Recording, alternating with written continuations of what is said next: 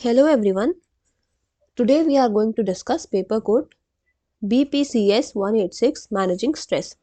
आज हम इसके कुछ क्वेश्चंस करने वाले हैं जो कि आपके दिसंबर एग्जाम के लिए इंपॉर्टेंट रहने वाले हैं, तो वीडियो को पूरा देखें। अगर आपको आज की क्लास पसंद आती है तो वीडियो को लाइक करें और चैनल को सब्सक्राइब करना ना भूलें। ठीक है, अगर आप लोगों को इस सब्जेक्ट्स के गेस्ट पेपर परचेज करना चाहते हैं तो आप क्या करेंगे, सिंपली गूगल में जाएंगे, shop.hindustanknowledge.com, ये हमारी वेबसाइट, आप इस पर चले जाएंगे। आपको कुछ ऐसा इंटरफेस दिख जाएगा।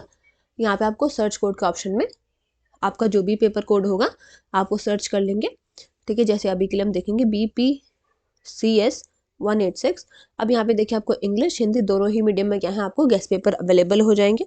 आपका जो भी मीडियम होगा आप उस पर क्लिक कर लेंगे और यहाँ पे बाय नाउ के ऑप्शन पे क्लिक करके आप गेस्ट पेपर्स को परचेज कर सकते हैं।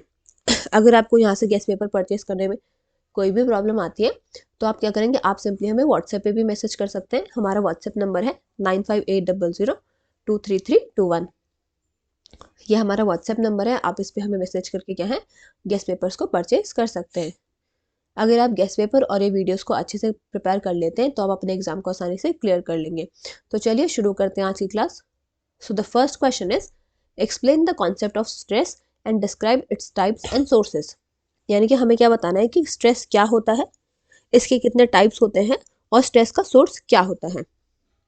सो stress is a natural physical and psychological response of the body when a person faces demands, pressure और चैलेंजेस। स्ट्रेस क्या होता है आपका, एक नेचुरल फिजिकल और साइकोलॉजिकल रिस्पॉन्स होता है बॉडी का, जब कोई भी लोग क्या करते हैं, डिमांड्स, प्रेशर या फिर चैलेंजेस को फेस करते हैं। ये अकर होता है जब हमें फील होता है कि जो हमारे डिमांड्स हैं सिचुएशंस की वो बहुत ही ज़्यादा है हमारी एबिलिटी से। सो जो स्ट्रेस होता है ये एक पार्ट होता है हमारी एवरीडे लाइफ का। A small amount of stress can motivate us to work better, but too much stress can harm our health and well-being. यानी कि अगर एक स्मॉल अमाउंट ऑफ स्ट्रेस होगा तो वो क्या करेगा, हमें मोटिवेट करेगा कि हम बेहतर काम करें, बट अगर हमें बहुत ज़्यादा स्ट्रेस होगा तो उससे हमारी हेल्थ क्या है, ख़राब हो सकती है और हमारा वेलबींग भी हार्म हो सकता है। So when a person is stressed the body releases hormones like adrenaline and कॉर्टिसोल्स। यानी कि जब भी कोई पर्सन स्ट्रेस्ड फील करते हैं तो उनकी बॉडी क्या है, हार्मोन्स को रिलीज करती है, जैसे कि एड्रेनालाइन हो गया और कॉर्टिसोल्स हो गया। So these hormones prepare the body to face the situation, often called the fight or flight response. तो ये हार्मोन्स क्या करते हैं, हमारी बॉडी को प्रिपेयर करते हैं कि हम उस सिचुएशन को फेस करें। ठीक है, इसको हम ऑफनली बोलते हैं फाइट और फ्लाइट रिस्पॉन्स। सो अगर स्ट्रेस कंटिन्यू रहता है लॉन्ग टाइम के लिए तो इससे क्या है, फिजिकल और मेंटल प्रॉब्लम्स भी क्रिएट हो सकती हैं। सो types of stress. So stress can be divided into different types based on it's nature and duration. यानी कि स्ट्रेस को क्या है, हम अलग अलग टाइप्स में डिवाइड कर सकते हैं based on it's nature and duration. First is acute stress. So acute stress is short-term stress. It comes from immediate challenges such as exams, interviews, deadlines और arguments. Acute stress क्या होता है, ये एक शॉर्ट टर्म स्ट्रेस होता है। ये आपके इमीडिएट चैलेंजेस से आता है, जैसे कि मान लीजिए एग्जाम्स हो गए, इंटरव्यूज हो गए, डेडलाइंस हो गए या फिर आर्ग्यूमेंट्स हो गए। सो जो इस टाइप के स्ट्रेस होते हैं ये बहुत ही जल्दी चले भी जाते हैं जब एक बार सिचुएशन खत्म हो जाती है। सो इन स्मॉल अमाउंट जो एक्यूट स्ट्रेस होता है वो हेल्पफुल होता है क्योंकि ये हमारे फोकस और परफॉर्मेंस को इम्प्रूव करता है। Chronic stress. So chronic stress last for a long period time. यानी कि जो हमारा क्रोनिक स्ट्रेस होता है वो एक बहुत ही लंबे समय तक चलता है। ये अकर तब होता है जब पर्सन क्या करता है, कंटिन्यूस प्रॉब्लम्स को फेस करता है, जैसे कि पॉवर्टी हो गया, अनएम्प्लॉयमेंट हो गए, फैमिली कॉन्फ्लिक्ट्स या फिर लॉन्ग टर्म इलनेस होती है। सो जो इस टाइप के स्ट्रेस होते हैं ये बहुत ही हार्मफुल होते हैं हमारी बॉडी के लिए in a constant state of tension. So, chronic stress can lead to health problems such as high blood pressure, heart disease, anxiety and depression.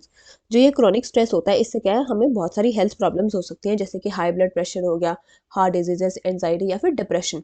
Eustress, that is positive stress. So eustress is a positive stress. It motivates and energizes a person. eustress क्या होता है आपका, एक positive type का stress होता है। ये motivate करता है और एनर्जाइज करता है एक पर्सन को।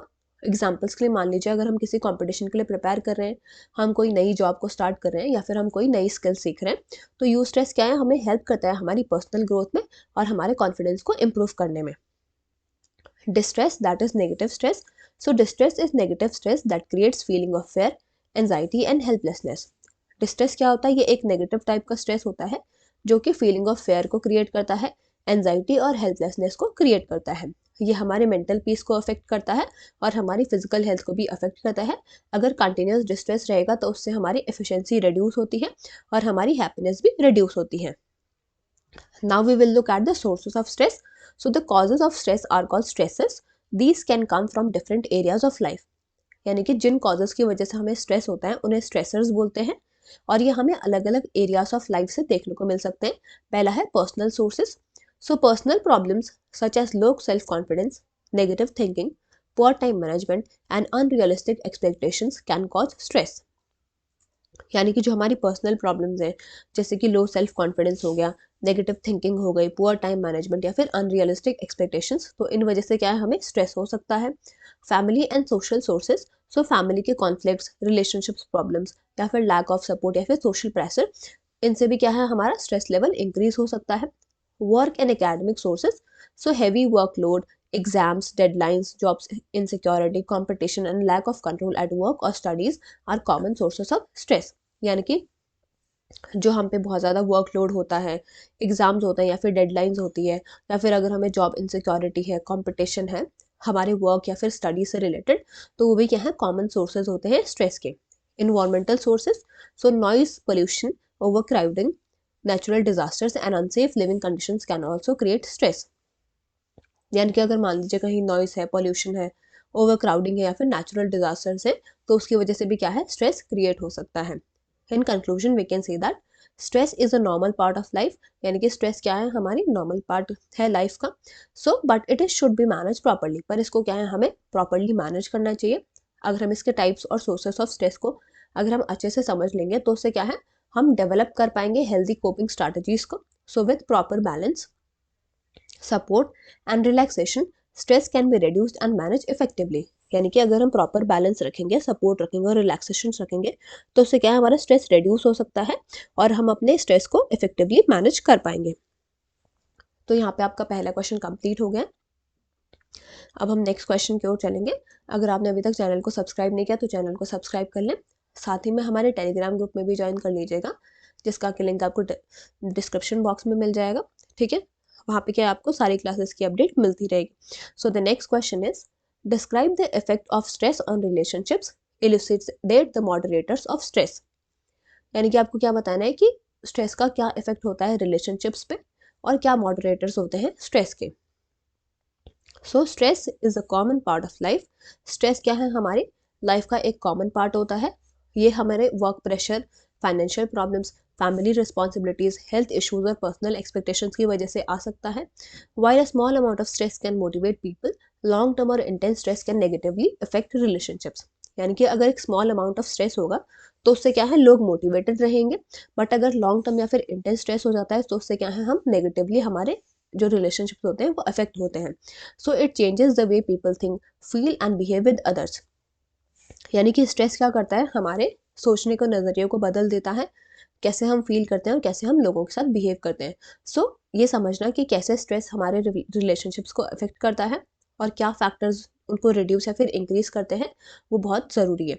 सो effect of stress on relationships. So stress strongly influence relationships with family members, friends and partners. यानी कि जो हमारा स्ट्रेस होता है वो बहुत ही स्ट्रांगली हमारे रिलेशनशिप्स को इन्फ्लुएंस करता है with our family members, friends and partners. पहला तो जो स्ट्रेस होता है वो हमारे कम्युनिकेशन को अफेक्ट करता है।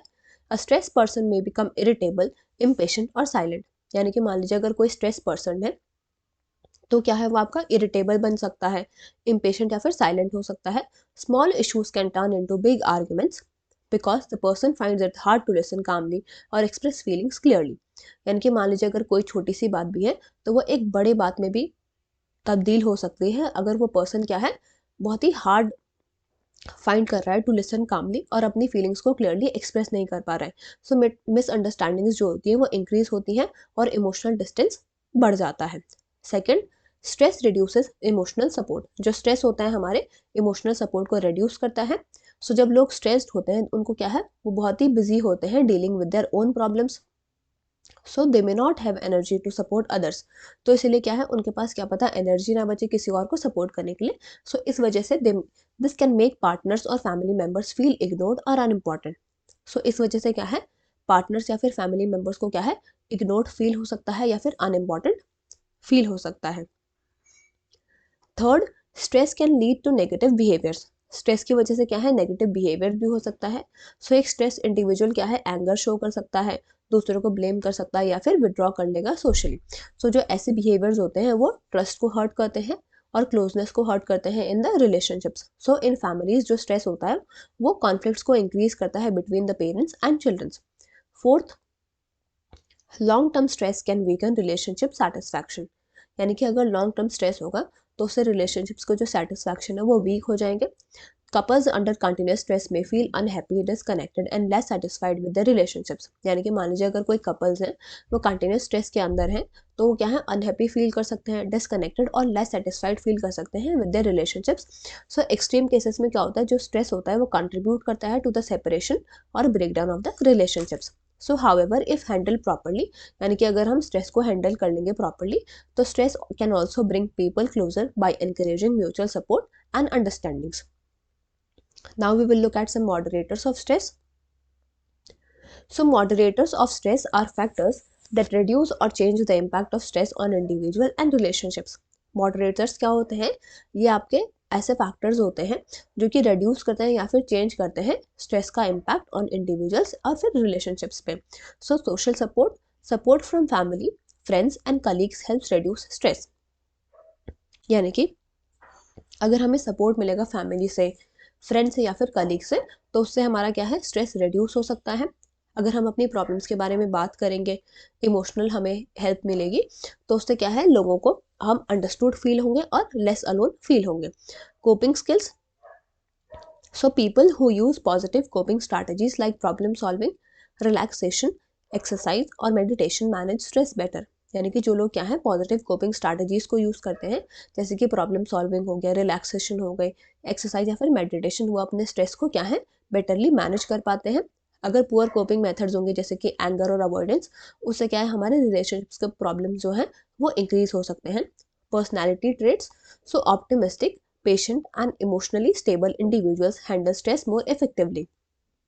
यानी कि जो पॉजिटिव एटीट्यूड वाले लोग होंगे, पेशेंट वाले लोग होंगे, जो यानी कि जिनमें धैर्य होगा और जो इमोशनली स्टेबल होंगे, उन इंडिविजुअल्स क्या है, वो इंडिविजुअल्स क्या कर सकते हैं, स्ट्रेस को इफेक्टिवली मैनेज कर सकते हैं। ठीक है। So negative thinking and how low tolerance increase stress reactions.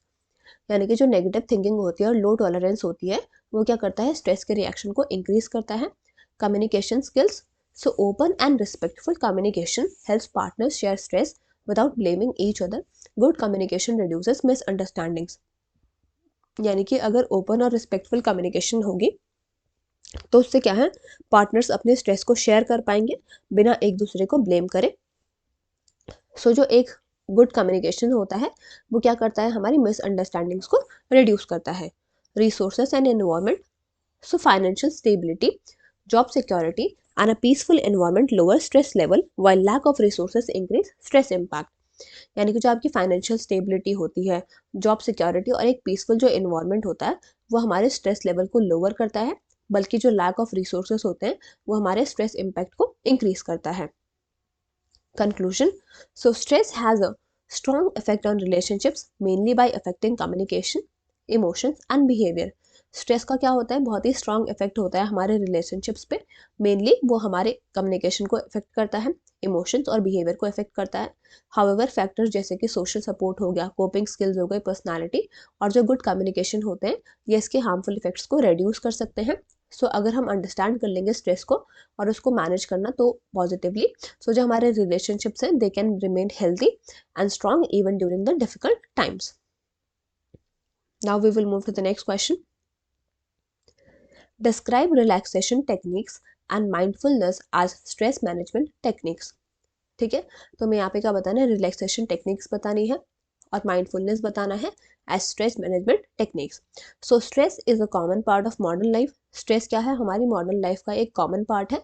अगर स्ट्रेस को हम प्रॉपरली मैनेज नहीं करेंगे तो वो हमारी क्या है, मेंटल और फिजिकल हेल्थ दोनों को ही हार्म कर सकता है। Two very effective and simple stress management methods are relaxation techniques and mindfulness.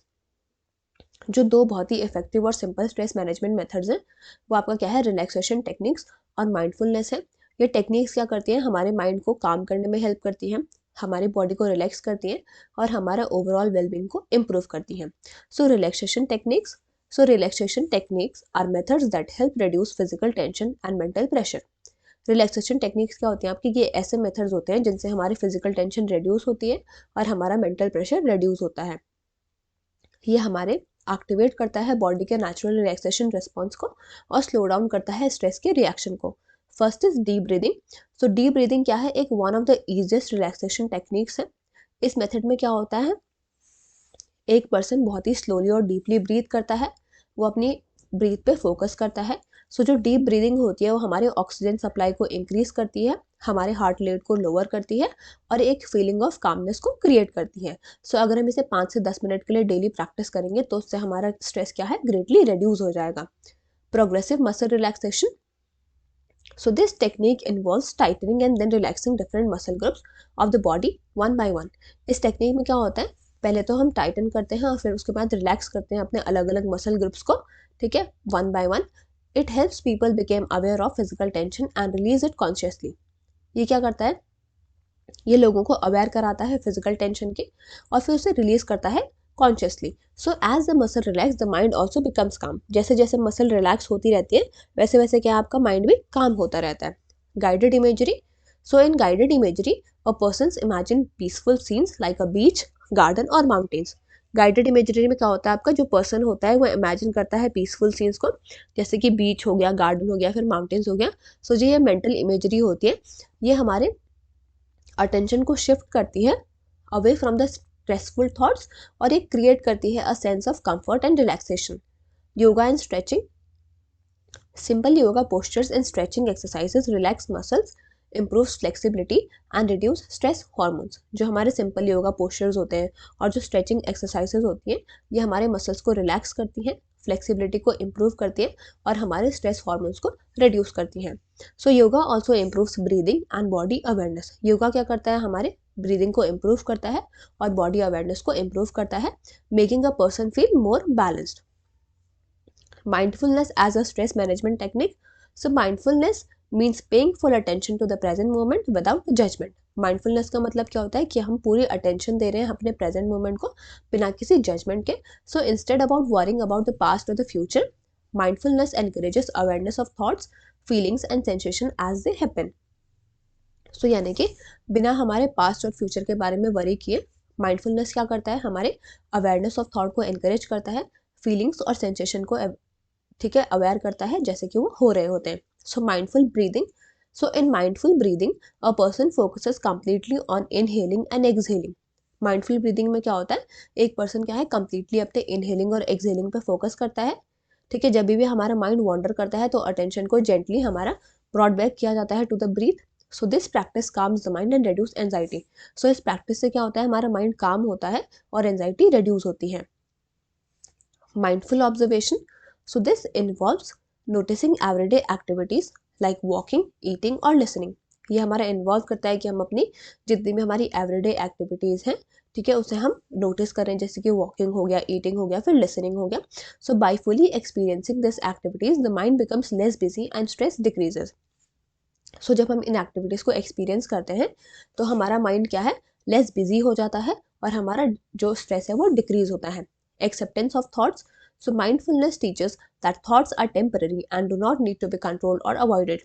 Mindfulness क्या है, हमें ये सिखाता है जो हमारे थॉट्स होते हैं वो टेम्पररी होते हैं और हमें उन्हें कंट्रोल करने की ज़रूरत नहीं होती या फिर उन्हें अवॉइड करने की ज़रूरत नहीं होती है। So accepting thoughts without reacting reduces emotional stress and improves emotional balance. यानी कि अगर अपने थॉट्स को हम एक्सेप्ट कर लेंगे बिना रिएक्ट किए हुए तो उससे हमारा क्या है, इमोशनल स्ट्रेस रिड्यूस होगा और हमारा इमोशनल बैलेंस इम्प्रूव होगा। Conclusion. Relaxation techniques and mindfulness are simple, low cost and effective ways to manage stress. यानी कि जो आपकी रिलैक्सेशन टेक्निक्स है और माइंडफुलनेस है ये दोनों ही क्या है, आपके सिंपल, लो कॉस्ट और इफेक्टिव वेज हैं हमारे स्ट्रेस को मैनेज करने के लिए। रिलैक्सेशन टेक्निक्स क्या होती है, ये हमारे मेनली हमारे बॉडी को काम करती है, जबकि जो माइंडफुलनेस होता है वो हमारे हेल्प करता है कि हम अपने माइंड को कैसे कंट्रोल करें। सो व्हेन प्रैक्टिस रेगुलरली, यानी कि जब हम इसे रेगुलरली प्रैक्टिस करेंगे, सो ये मेथड्स क्या है, हमारे मेंटल पीस को इम्प्रूव करते हैं, इमोशनल स्टेबिलिटी को इम्प्रूव करते हैं and overall quality of life को इम्प्रूव करते हैं। So they are suitable for people of all ages, यानी कि सूटेबल होते हैं ऑल एजेस ऑफ लोगों के लिए, उनको ईजिली इंक्लूड किया जाता है डेली रूटीन में। Now we will move to the next question. Explain effective and systematic management of time, elucidate the techniques of time management. यानी कि हमें क्या बताना है, इफेक्टिव और सिस्टमैटिक मैनेजमेंट बताना है टाइम का, और क्या टेक्निक्स होती हैं टाइम मैनेजमेंट के। So time is one of the most valuable resource in life, once lost it can not be regain. यानी कि टाइम क्या होता है हमारा, one of the most valuable resource होता है लाइफ का। अगर एक बार हमने टाइम को खो दिया तो उसको हम वापस नहीं ला सकते हैं। जो इफेक्टिव एंड सिस्टमैटिक मैनेजमेंट होता है टाइम का, it means that using available time wisely to achieve goals, complete task on time and maintain balance between work and personal life. जो हमारा इफेक्टिव और सिस्टमैटिक मैनेजमेंट होता है टाइम का, उसका ये मतलब होता है कि जो भी हमारे पास टाइम अवेलेबल है उसे हम वाइजली यूज़ करें ताकि हम अपने गोल्स को अचीव कर पाएँ, अपने टास्क को टाइम पे कंप्लीट कर पाएँ और बैलेंस को मेंटेन कर पाएँ between the work and personal life. So जो गुड टाइम मैनेजमेंट होता है वो हमारे स्ट्रेस को रिड्यूस करता है, प्रोडक्टिविटी को इम्प्रूव करता है और हेल्प करता है किसी भी पर्सन को that it feel more organised and confident, कि वो पर्सन क्या है, ऑर्गेनाइज फील करे और कॉन्फिडेंट फील करे। Meaning of effective and systematic time management. So effective time management refers to the doing the work at the right time. यानी कि effective time management का मतलब होता है कि हम अपने राइट वर्क को राइट टाइम पे कर रहे हैं। ये फोकस करता है और achieving the maximum result with minimum waste of time, यानी कि हम अपने मैक्सिमम रिजल्ट को अचीव कर पाएँ with minimum waste of time. जो सिस्टमैटिक टाइम मैनेजमेंट होता है, इसका ये मतलब होता है कि हम अपने एक्टिविटीज़ को प्लान कर रहे हैं, ऑर्गेनाइज कर रहे हैं एक प्रॉपर सीक्वेंस में, ताकि हम अपने टास्क को क्या है स्मूथली और एफिशिएंटली कंप्लीट कर पाएँ। सो टुगेदर ये क्या करते हैं, हेल्प करते हैं एक पर्सन को to set the priorities, avoid delays and make better use of each day. Importance of time management. So time management is important for students, professionals and home makers alike. यानी कि जो time management होता है वो बहुत ही important होता है professionals के लिए, स्टूडेंट्स के लिए या फिर होम मेकर्स के लिए। सो ये हेल्प करता है in meeting the deadlines, improving quality of work and reducing last minute pressure. So जो लोग क्या करते हैं अपने टाइम को बहुत ही वेल मैनेज करते हैं, उनके पास क्या होता है, बहुत ही फ्री टाइम होता है रेस्ट के लिए, हॉबीज़ के लिए और फैमिली के लिए। So people who manage time well have more free time for rest, hobbies and family. It also improve self discipline, decision making ability and overall life satisfaction. ये क्या करता है, आपका सेल्फ डिसिप्लिन को इम्प्रूव करता है, डिसीजन मेकिंग को improve करता है और ओवरऑल लाइफ सेटिस्फैक्शन को भी इम्प्रूव करता है। Now we will talk about some techniques of time management. First is goal setting. So clear goals are give direction to our efforts. यानी कि अगर हम अपने गोल्स को क्लियर रखेंगे तो उससे क्या है, हमारे एफर्ट्स को डायरेक्शन मिलेगी। गोल्स क्या होने चाहिए, हमारे रियलिस्टिक होने चाहिए, स्पेसिफिक होने चाहिए और अचीवेबल होने चाहिए। जब हमारे गोल्स क्लियर होते हैं तो टाइम क्या है वेस्ट नहीं होता है अननेसेसरी एक्टिविटीज़ पे। Planning and scheduling. So making daily, weekly और monthly plans helps in organizing work. यानी कि अगर हम डेली, वीकली और मंथली प्लान्स को बनाएंगे तो उससे क्या है, हम अपने वर्क को ऑर्गेनाइज करते हैं। So preparing a time table or to do list ensures that important task are not forgotten and work is done in a planned manner. कि अगर हम एक क्या है टाइम टेबल को प्रिपेयर कर लेते हैं या फिर टू डू लिस्ट को प्रिपेयर कर लेते हैं तो वो इंश्योर करता है कि जितने भी हमारे इंपॉर्टेंट टास्क हैं वो हम भूल न जाएं और जो हमारा काम है वो एक प्लान मैनर में कंप्लीट हो जाए। Prioritisation. So not all task are equally important, यानी कि सारे काम इक्वली इंपॉर्टेंट नहीं होते। जो इंपॉर्टेंट और अर्जेंट टास्क होते हैं उन्हें हमें पहले रखना चाहिए, जो लेस इंपॉर्टेंट टास्क हैं उन्हें हम बाद में भी कर सकते हैं। सो जो प्रायोरिटाइजिंग होता है वो हमारे टाइम को और एनर्जी को दोनों को ही सेव करता है। Avoiding procrastination. So procrastination means delaying work unnecessarily. यानी कि प्रोक्रास्टिनेशन का मतलब होता है कि हम अपने वर्क को क्या है जानबूझ के ऐसे ही डिले करते जा रहे हैं, अननेसेसरीली डिले करते जा रहे हैं। ये लीड करता है to stress and poor performance. Completing task on time builds confidence and save time in the long run. यानी कि अगर हम अपने टाइम को क्या है, अपने टास्क को टाइम पे कंप्लीट कर लेंगे तो उससे क्या है कॉन्फिडेंस बिल्ड होता है और हमारा टाइम भी सेव होता है इन the long run. Time allocation. So each task should be given a fixed amount of time. यानी कि हर टास्क को क्या है एक फिक्स अमाउंट ऑफ टाइम देना चाहिए। सो इससे क्या होता है, over spending of time prevent होता है on one activity and neglecting the others. Minimising distractions. So distractions like excessive mobile use, social media and unnecessary interruptions waste time. यानी कि जो डिस्ट्रैक्शंस होते हैं जैसे कि एक्सेसिव मोबाइल यूज़ हो गया, सोशल मीडिया हो गया और अननेसेसरी इंटरप्शंस हो गए, ये हमारे टाइम को वेस्ट करते हैं। तो इन डिस्ट्रैक्शन को अगर लिमिट करेंगे हम तो उससे क्या है, हमारा कंसंट्रेशन और एफिशिएंसी इंप्रूव होगी। Conclusion, so effective and systematic time management is a की लाइफ स्किल। जो हमारा इफेक्टिव और सिस्टमैटिक टाइम मैनेजमेंट होता है वो क्या होता है, हमारा एक की लाइफ स्किल है। जब हम अपने गोल्स को सेट करते हैं, प्लानिंग करते हैं प्रॉपरली, अपने टास्क को प्रायोरिटाइज करते हैं और डिस्ट्रैक्शन को अवॉइड करते हैं, तो हम क्या है अपने टाइम को वाइजली यूज़ कर पाएंगे। So good time management not only improves productivity but also brings balance, peace of mind and success in personal and professional life. यानी कि जो गुड टाइम मैनेजमेंट होता है वो सिर्फ हमारी प्रोडक्टिविटी को इम्प्रूव नहीं करता है, बल्कि ये क्या है, बैलेंस लाता है, पीस ऑफ माइंड लाता है और सक्सेस लाता है हमारे पर्सनल और प्रोफेशनल लाइफ में। तो यहाँ पे आपके जितने भी इंपॉर्टेंट क्वेश्चंस थे वो हमने कंप्लीट कर लिए। वीडियो को ज़्यादा से ज़्यादा शेयर करें और चैनल को सब्सक्राइब करना ना भूलें। Thank you.